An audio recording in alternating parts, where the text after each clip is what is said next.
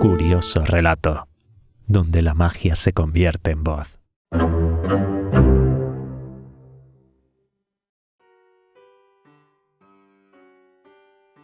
Capítulo 33, en el que Phileas Fogg se muestra a la altura de las circunstancias. Una hora después, el vapor Henrietta pasaba la boya luminosa que marca la entrada del Hudson, doblaba la punta Sandy Hook y se internaba en alta mar. Durante la jornada costeó Long Island a lo largo del faro de Fire Island y se dirigió rápidamente hacia el este. Al día siguiente, 13 de diciembre al mediodía, un hombre subió a la pasarela para tomar la altura. Pudiera creerse que aquel hombre era el capitán Speedy, pues no, era Phileas Fogg Esquire en persona. En cuanto al capitán Speedy, estaba buenamente encerrado con llave en su camarote y profería rugidos que demostraban una cólera lindante con el paroxismo. Lo que había pasado era muy simple. Phileas Fogg quería ir a Liverpool, pero el capitán no quería llevarlo. Entonces, Phileas Fogg aceptó embarcarse hacia Burdeos y durante las 30 horas que habían transcurrido desde su estancia a bordo, había maniobrado tan maravillosamente a golpe de billetes que la tripulación, marineros y fogoneros, algo piratas y resentidos contra el capitán, le pertenecían por completo. He aquí por qué pilotaba Fogg en lugar del capitán Speedy y por qué el capitán estaba encerrado en su camarote y por qué finalmente el Henrietta se dirigía a Liverpool. Eso sí, al ver maniobrar a Fogg, todos hubieran creído encontrarse ante un auténtico marino. Más tarde sabremos cómo determinar esta aventura. Por el momento, Mistress Aouda se sentía bastante inquieta, sin decir nada. Fix se encontraba aturdido, y en cuanto a Passepartout, todo aquello le parecía formidable. «Entre 11 y 12 nudos», había dicho el capitán, y en efecto, el Henrietta se mantenía en esta media de velocidad. Sí, aunque quedaban tantos sí, si el mar no se encrespaba, si el viento no saltaba del este, si no tenía ninguna avería, el Henrietta, en 9 días contados desde el 12 de diciembre al 21, podía franquear las 3000 millas que separan Nueva York de Liverpool. Es cierto que, al llegar, el asunto del Henrietta, sumado al del banco, podían llevar a Mr. Fogg un poco más lejos de los que él mismo quisiera. Durante los primeros días, la navegación se efectuó en condiciones óptimas. El mar no estaba muy agitado y el viento soplaba firme del nordeste. Fueron desplegadas las velas y bajo su velamen el Henrietta marchaba como un verdadero transatlántico. Passepartout estaba encantado. La última hazaña de su amo, de la cual no quería ver las posibles consecuencias, le entusiasmaba. Nunca vio la tripulación un muchacho más alegre y más ágil. Trabó amistad con todos los marineros y los asombraba con sus juegos de acróbata. Les prodigaba los más cariñosos calificativos y las más exquisitas bebidas. Para él era una tripulación de caballeros y los fogoneros eran unos héroes. Su buen humor, su verbosidad agradaron a todos. Había olvidado el pasado, los inconvenientes, los peligros. No pensaba más que en la meta, tan cercana. A veces temblaba de impaciencia como si hubiera estado calentado por las calderas del Henrietta. A veces daba vueltas en torno a Fix, lo miraba con ojos muy significativos, pero sin hablarle, pues ya no existía ninguna intimidad entre los dos antiguos amigos. Por su parte Fix, hay que decirlo, no entendía nada. La conquista del Henrietta, la compra de su tripulación, Fogg maniobrando como un marino consumado. Todas aquellas cosas lo aturdían. Ya no sabía qué pensar. Pero después de todo, un caballero que empieza robando 55.000 libras bien puede terminar robando un buque. Y Fix terminó por creer que el Henrietta no se dirigía a Liverpool, sino a algún punto del globo donde el ladrón, convertido en pirata, se pondría tranquilamente a salvo.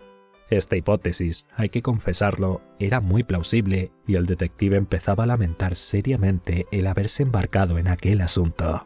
En cuanto al capitán Speedy, continuaba vociferando en su camarote, y Passepartout, encargado de su alimentación, se veía obligado a tomar grandes precauciones. Mr. Fogg no parecía acordarse de que existiera un capitán a bordo. El día 17 de diciembre doblaron la punta del banco de Terranova.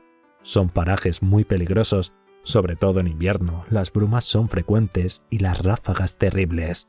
Desde la víspera, el barómetro, que había descendido bruscamente, hacía presentir un próximo cambio en la atmósfera. En efecto, durante la noche la temperatura varió, el frío se hizo más vivo y al mismo tiempo el viento saltó hacia el sudeste. Era un contratiempo. Mr. Fogg, para no apartarse de su derrotero, hubo de amainar las velas y forzar las calderas. A pesar de ello, la marcha del buque fue menguando a consecuencia de la marejada que golpeaba los flancos de la embarcación con olas enormes. El buque experimentaba violentos cabeceos que perjudicaban la velocidad. La brisa se iba convirtiendo en huracán y ya se preveía el caso de que el Henrietta no pudiera aguantarlo. Y si era preciso huir, no quedaba otro recurso que arrostrar lo desconocido con todas sus fatales consecuencias. La cara de Passepartout se nubló al mismo tiempo que el cielo, y durante 2 días el honrado muchacho pasó trances mortales. Pero Phileas Fogg era un aguerrido marino que sabía plantarle cara al mar y siguió la ruta fijada sin bajar la presión de las máquinas. El Henrietta, cuando no podía pasar sobre una ola, pasaba a través de ella, y aunque el puente quedaba barrido, seguía adelante. A veces la hélice al emerger batía el aire con sus enloquecidas aspas cuando alguna montaña de agua levantaba su popa, pero la nave se mantenía en proada. El viento, sin embargo, no arreció todo lo que era de temer. No fue uno de esos huracanes que pasan a 90 millas por hora. Se mantuvo en viento huracanado, aunque desgraciadamente sopló con obstinación del sudeste sin permitir desplegar el velamen. Y como pronto veremos, hubiera sido muy útil que las velas viniesen en ayuda del vapor. El 16 de diciembre se cumplían los 75 días de la salida de Londres. En resumen, el Henrietta no llevaba un retraso inquietante. Aproximadamente se había recorrido la mitad de la travesía y los peores parajes estaban salvados. En verano, el éxito hubiera sido seguro. En invierno, todo dependía del tiempo. Passepartout no se atrevía a pronunciar palabra. En el fondo, la esperanza subsistía, y si el viento fallaba, por lo menos podían contar con el vapor. Pero aquel mismo día el maquinista subió al puente, buscó a Mr. Fogg y sostuvo una conversación bastante animada con él. Sin saber por qué, sin duda por un presentimiento, Passepartout experimentó una vaga inquietud. Habría dado una de sus orejas por oír con la otra lo que hablaban. Consiguió atrapar algunas palabras, entre otras las siguientes pronunciadas por su amo. ¿Está seguro de lo que dice? «Seguro, señor», respondió el maquinista. «No olvide que desde nuestra partida llevamos todas las calderas encendidas, y si teníamos carbón suficiente para ir con vapor reducido de Nueva York a Burdeos, no lo tenemos para ir a todo vapor desde Nueva York a Liverpool». «Ya decidiré», repuso Fogg. Passepartout había comprendido. Una inquietud mortal se apoderó de él. Iba a faltar carbón. Si mi amo resuelve esta dificultad, se dijo, decididamente es un gran hombre. Y al encontrar a Fix, no pudo menos de ponerle al corriente de la situación. «Entonces», le respondió el agente con los dientes apretados, «¿usted cree que vamos a Liverpool?» «Naturalmente». «Imbécil», respondió el inspector, que se marchó encogiéndose de hombros. Passepartout estuvo a punto de responder como se merecía aquel calificativo cuya verdadera significación no podía comprender, pero se dijo que el desgraciado Fix debía encontrarse muy mohíno y humillado en su amor propio por haber seguido tan torpemente una pista falsa alrededor del mundo y no hizo caso. Y ahora, ¿qué iba a hacer Fogg? Era difícil de imaginar. Sin embargo, parecía que el flemático caballero había tomado una decisión, pues aquella misma tarde llamó al maquinista para decirle: «Active las calderas y fuerce la máquina hasta que se agote todo el combustible». Instantes después, la chimenea del Henrietta vomitaba torrentes de humo. El buque continuó marchando a toda velocidad, pero tal como estaba previsto, 2 días más tarde, el 18, el maquinista anunció que durante aquella jornada se acabaría el carbón. «Que no se bajen los fuegos», respondió Fogg. «Al contrario, carguen las válvulas». Aquel día, hacia las 12, después de haber tomado altura y calculado la posición del buque, Phileas Fogg hizo llamar a Passepartout y le dio la orden de ir en busca del capitán Speedy. Era como si hubiera ordenado al muchacho que fuese a desencadenar un tigre. Passepartout descendió por la escotilla, diciendo: «Seguro que estará rabioso». Efectivamente, minutos más tarde, en medio de gritos y juramentos, una bomba cayó sobre la toldilla. Era el capitán Speedy. Resultaba evidente que estaba a punto de estallar. ¿Dónde estamos? Estas fueron las primeras palabras que pronunció en medio del sofocón de la cólera, y ciertamente, por poco propenso que hubiera sido a la apoplejía, no lo hubiera contado. ¿Dónde estamos?, repitió, congestionado. «A 770 millas de Liverpool», respondió Fogg con su imperturbable calma. «¡Pirata!», gritó Andrew Speedy. «Le he hecho venir». «¡Filibustero!». «Señor», continuó Phileas Fogg, «para rogarle que me venda su buque». «No, por 1000 pares de diablos, no». «Es que me veo obligado a quemarlo». ¿Quemar mi barco?». «Sí, por lo menos el maderamen, pues carecemos de combustible». ¿Quemar mi barco?», bramó el capitán Speedy, que no podía ni pronunciar las sílabas. «¿Un barco que vale $50.000? «Ahí tiene 70.000», respondió Fogg, ofreciendo al capitán un fajo de billetes. Semejante decisión hizo un efecto prodigioso en el capitán Speedy. No se puede ser americano sin que la vista de $70.000 cause alguna emoción. El capitán olvidó por un instante su cólera, su encarcelamiento y todas las quejas que tenía contra su viajero.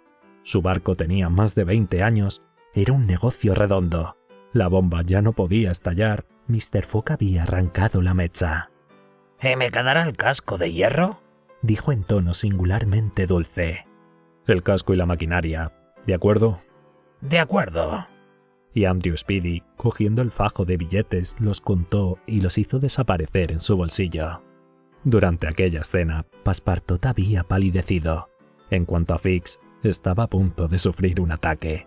Cerca de 20.000 libras gastadas, y por añadidura, Fogg regalaba a su vendedor el casco y la máquina, es decir, el valor total del navío. Es verdad que la suma robada al banco ascendía a 55.000 libras. En cuanto a Andrew Speedy hubo embolsado el dinero, Mr. Fogg le dijo: «Caballero, que todo esto no le extrañe. Sepa usted que pierdo 20.000 libras si no estoy de vuelta en Londres el 21 de diciembre a las 8:45 de la tarde. Había perdido el paquebote de Nueva York y como usted se negó a llevarme a Liverpool». «Y además hice bien, por los 50.000 diablos del infierno», bramó Speedy, «puesto que he ganado, como mínimo, $40.000. Después agregó: «¿Sabe usted una cosa, capitán Fogg?» «Capitán Fogg, tiene usted algo de yankee». Y después de brindar a su pasajero lo que él creía un cumplido, iba a marcharse, Phileas Fogg le dijo: «Ahora, ¿me pertenece ya el buque?». «De la quilla al tope de los mástiles, toda la madera se entiende». «Bien, haced arrancar toda la armadura interior y que la vayan echando a las calderas». Puede suponerse la cantidad de madera seca que hubo de consumirse para mantener las calderas a todo vapor. Aquel día desaparecieron la toldilla, la carroza, los camarotes y el entrepuente. Al día siguiente, 19 de diciembre, se quemaron los palos, las piezas de respeto y las carlingas. La tripulación empleaba un celo increíble. Passepartout, derribando, cortando y serrando, hacía el trabajo de 10 hombres. Era una furia destructora. Al día siguiente, 20, fueron devorados los parapetos, los empavesados, la obra muerta y la mayor parte del puente. El Henrietta no era más que un barco raso, parecido a un pontón. Pero aquel día avistaron la costa de Irlanda y el faro de Fastener. De todas formas, a las 10 de la noche, el navío solo se encontraba frente a Queenstown. Phileas Fogg no disponía más que de 24 horas para dirigirse a Londres, y este era el tiempo que necesitaba el Henrietta para llegar a Liverpool, incluso marchando a todo vapor, y el combustible empezaba a faltarle al audaz gentleman.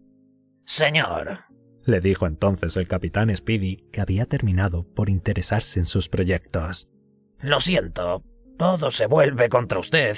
Solamente estamos frente a Queenstown». «Ah», dijo Phileas Fogg. «¿Las luces que vemos son de Queenstown?» «Sí». ¿Podemos entrar en puerto?» «Antes de 3 horas, no. Tendríamos que esperar la pleamar». «Esperemos», respondió con toda tranquilidad Phileas Fogg, sin dejar entrever en su semblante que, por una inspiración súbita, iba a intentar vencer la suerte adversa. Efectivamente, Queenstown es un puerto de la costa irlandesa en el cual los transatlánticos que vienen de Estados Unidos dejan al pasar las sacas de correo. Este correo es llevado a Dublín en trenes expresos dispuestos siempre para la partida. De Dublín llegan a Liverpool por medio de buques rapidísimos, adelantando así en 12 horas a los buques más rápidos de las compañías marítimas. Aquellas 12 horas que sacaba de ventaja al Correo de América, Phileas Fogg pretendía ganarlas también. En lugar de llegar en el Henrietta al día siguiente por la tarde a Liverpool, estaría allí a mediodía y por consiguiente tendría tiempo de aparecer en Londres antes de las 8:45 de la tarde. Hacia la 1 de la mañana, el Henrietta entraba en el puerto de Queenstown. Phileas Fogg, después de haber recibido un vigoroso apretón de manos del capitán Speedy, lo dejó sobre el esqueleto de su buque, que aún valía la mitad del importe de su venta. Los pasajeros desembarcaron rápidamente. Fix en aquel instante tuvo la genial idea de arrestar a Fogg. No lo hizo. ¿Por qué? ¿Qué lucha interior se libraba en él? ¿Existían dudas en su ánimo? ¿Reconocía al fin que se había equivocado? De todas maneras, el detective no abandonó a Fogg. Con él, Mistress Aouda y Passepartout, que no se detenían ni para respirar, subían al tren de Queenstown a la 1:30 de la mañana, llegaban a Dublín al amanecer y se embarcaban en uno de aquellos navíos, auténticos tubos de acero, todo máquina que en vez de remontar las olas, pasan invariablemente a través de ellas. A las 12:20 del día 21 de diciembre, Phileas Fogg desembarcaba por fin en el andén de Liverpool. Estaba solo a 6 horas de Londres, pero en aquel momento Fix se le acercó, le puso la mano en un hombro y exhibiendo su orden de arresto, dijo: ¿Es usted el señor Phileas Fogg? Sí, señor. En nombre de la reina, queda usted arrestado.